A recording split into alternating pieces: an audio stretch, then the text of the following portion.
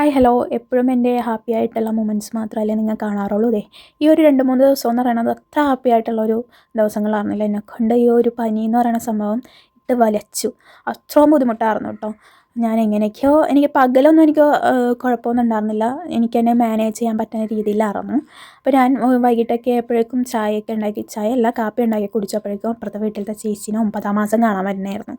അപ്പോൾ അവിടെ നിന്ന് ആൻറ്റി പലഹാരമൊക്കെ കൊണ്ടുവന്നിട്ടുണ്ടായിരുന്നു. അപ്പോൾ ഞാൻ പലഹാരം കഴിച്ചില്ല, കാരണം എനിക്ക് കഴിക്കാനൊന്നും തോന്നുന്നുണ്ടായിരുന്നില്ല. എനിക്കിങ്ങനെ ചൂട് എന്തെങ്കിലും കുടിച്ചുകൊണ്ടിരിക്കാനേ തോന്നി. അപ്പോൾ ഞാൻ ചായയൊക്കെ ഇട്ട് കുടിച്ചുകൊണ്ടിരിക്കണമായിരുന്നു. അങ്ങനെ കുഴപ്പമൊന്നും ഉണ്ടായിരുന്നില്ല. പിന്നെ ഞാൻ ചേച്ചി വരട്ടെ എന്നൊക്കെ വിചാരിച്ച് ഇങ്ങനെ നോക്കിയൊക്കെ ഇരിക്കണമായിരുന്നു ചേച്ചീനെ. ചേച്ചിക്കാര്യം ഇവിടെയാണ് ഈ ഒരു മാസം നിൽക്കുന്നത്, കാരണം ജോലിക്ക് പോകണതുകൊണ്ട് തന്നെ. അപ്പോൾ അടുത്ത മാസം തൊട്ട് പോകണില്ല എന്നാണ് ആൾ പറയുന്നത്, അറിയില്ല എങ്ങനെയാണെന്നുള്ളത്. അപ്പോൾ പിന്നെ ചേച്ചി വന്ന പാടെ നിച്ചൂട്ടനെ വീഡിയോ കോൾ ചെയ്തിട്ടുണ്ടായിരുന്നു കേട്ടോ. പിന്നെ അവനായിട്ട് സംസാരിച്ചൊക്കെ ഇരുന്ന് നല്ല രീതിയിൽ തല്ലി പിടിക്കുകയും അങ്ങനെ ഇങ്ങനെയൊക്കെ പറഞ്ഞ് അങ്ങനെ ഇരുന്നു. പിന്നെ ഇടയ്ക്ക് എനിക്കിങ്ങനെ ബുദ്ധിമുട്ട് തോന്നുമ്പോൾ ഞാൻ പോയിട്ട് ആവി കൊള്ളു കേട്ടോ. അങ്ങനെ ചെന്നപ്പോൾ അമ്മ വന്നു, ചക്ക വെച്ച് എന്തൊക്കെ ഉണ്ടാക്കി തന്നു. അതൊക്കെ കഴിച്ചുകൊണ്ടിരിക്കുമ്പോഴാണ് സച്ചിൻ വന്നത് ഫുഡൊക്കെ ആയിട്ട്. അവനോടും സംസാരിച്ചിരുന്ന് അങ്ങനെയൊക്കെ ഇരുന്നിട്ടൊന്നും എനിക്ക് പ്രശ്നം ഉണ്ടായിരുന്നില്ല. കിടക്കാനങ്ങ് പോയപ്പോൾ തുടങ്ങി മോനെ ശ്വാസം മുട്ടൽ. ഇട്ട് കണ്ടാലും പേടിക്കേണ്ട. ഇത് വെളുപ്പിന് 3:30 എടുത്ത വീഡിയോ ഉണ്ട്. കാരണം ഒന്നാമത് കറണ്ട് പോയി, ചേച്ചിക്ക് അപ്പോൾ ചൂട് പറ്റണില്ല.